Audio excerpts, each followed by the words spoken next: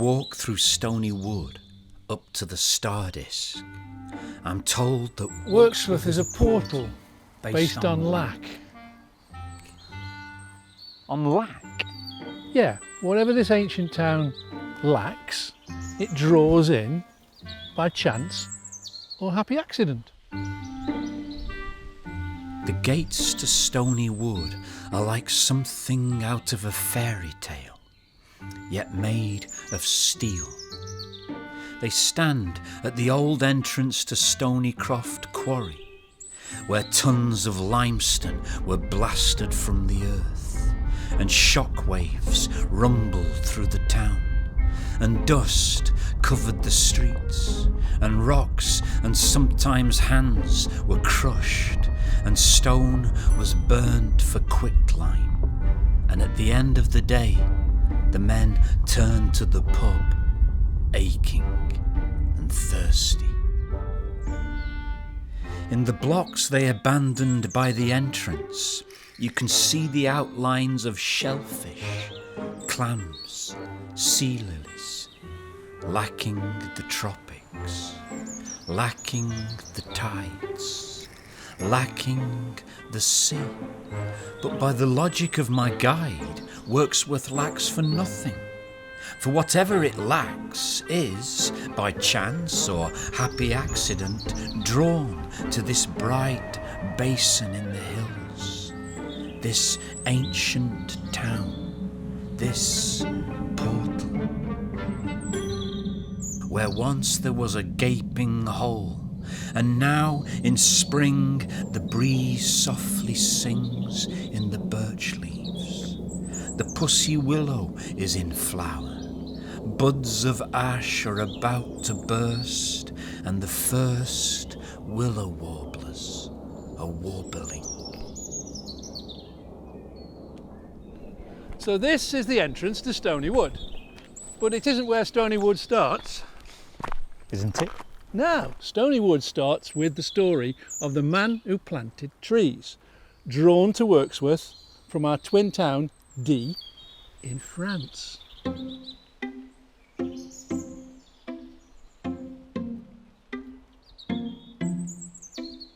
Now it so happens I've read The Man Who Planted Trees, and suddenly my guide is the shepherd of the Basses Alps, who followed his sheep with a steel rod, digging holes and burying acorns and beech nuts in the barren slopes south of the Drom, where waters had run dry and settlements were windswept, half deserted and unwelcoming, lacking faith, lacking courtesy, lacking hope, until, that is, the trees began to grow, and water flowed again from ancient streams and village springs. On seeing the story on a twinning trip with friends, my guide, the Good Shepherd, thought, yeah, we can do that. And so, by chance or happy accident, the story came to Wirksworth, carried like an ash key, whirling high on a southerly wind, to flutter and fall by the source of the Ecclesbourne, where, long ago, our thermal springs ran dry, emptied by the soughs cut to drain the mines. and the water was so polluted by our digging underground. Beer was the drink of choice for a loud and drunken town.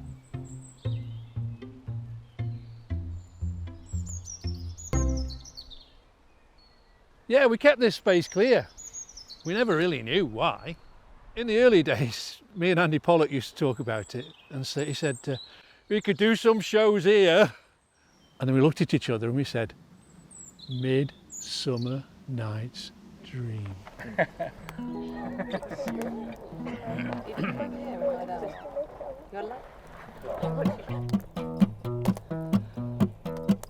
Get by, do what we do for pay. By gum, it's gone a bit glum of a Bill's mother today. She seems fine, she'll do alright. It is a bit cold, berate me oh. See you in the pub. Well, I grew up in Wirksworth, born just down the road. As the years have passed by, many stories have been told about who you are and what you do. The hills have ears, it seems. It's stuck in time, it's full of life, and the fields are green.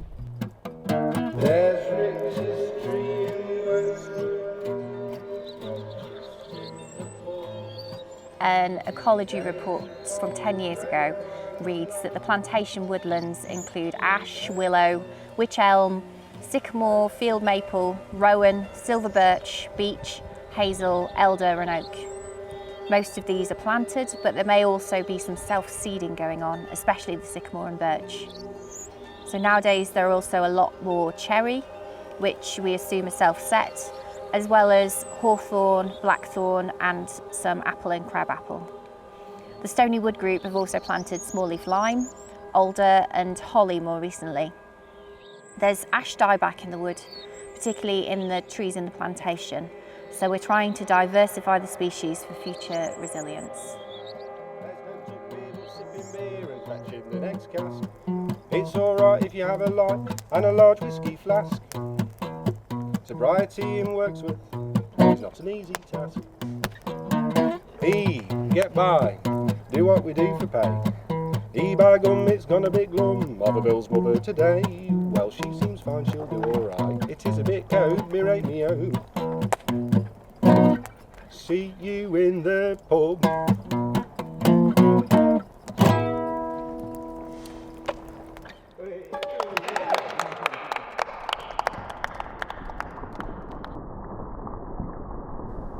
What happens when you plant a tree? A sapling, little more than a stick in the ground, and you heal the earth firmly round it, water it perhaps before you leave, wish it well, then disappear. What roots grow, what branches twist out of this stony rubbish. You turn around and suddenly it's taller than you. The years, grown and shed like leaves in the wind. And looking up into its branches, you feel the texture of its bark, the sap cooling your palms, and a strange belonging. A connection here between you and the earth. You planted this tree, and how it's grown. Roots between the stones, leaves in the wind, time beyond yourself. Down in Stoney Wood quarry today, what are you likely to find? The trees have grown from out of the stone, a miracle in disguise. You planted them there without a care, when they were just a stick in the air, and now you can climb their branches to find a bird's nest.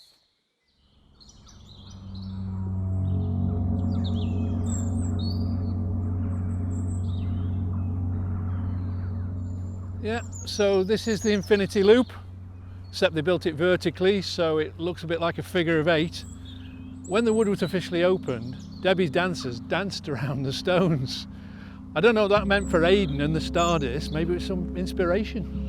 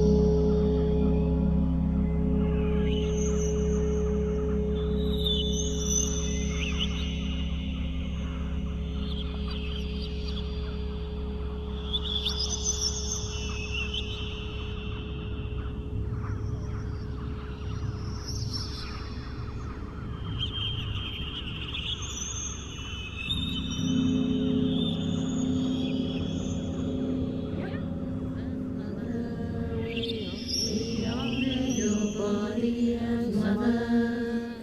We honour your bones of mother.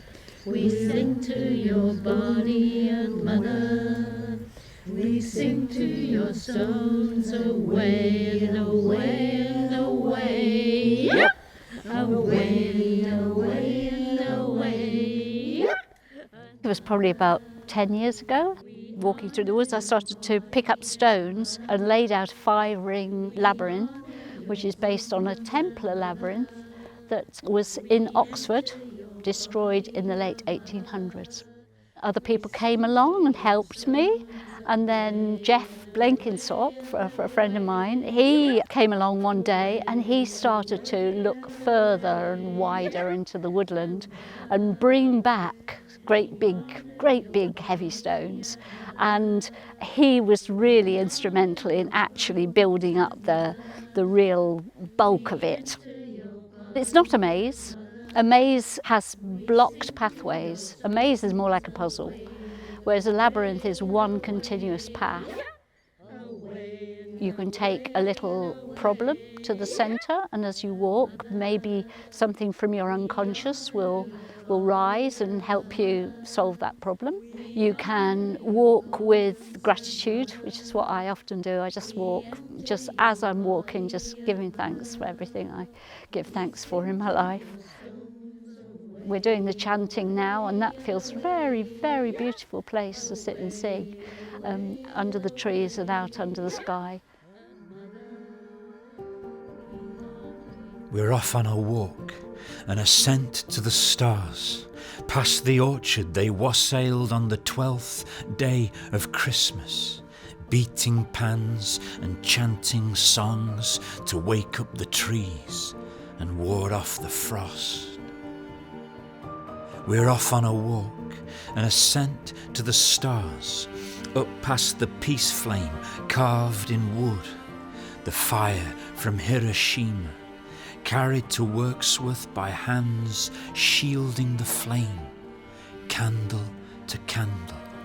How our shadows dance. Puis la parenne sur la terre, möge Frieden auf Erden herrschen, may peace prevail on earth. We're off on a walk, an ascent to the stars, past the chain and the iron bars that pulled this rock, prized for its line, to build the M1 when Elizabeth was crowned. How many miles, how many feet, how many faces were there to see the vow you made and kept, from your 21st to the very end, and the final promise of better days. We will be with our friends again. We will be with our families again. We will meet again. We're off on a walk, an ascent to the stars, to ask if Neptune, Jupiter or Mars could help us find the things we've lost, the things we've buried in the limestone dust.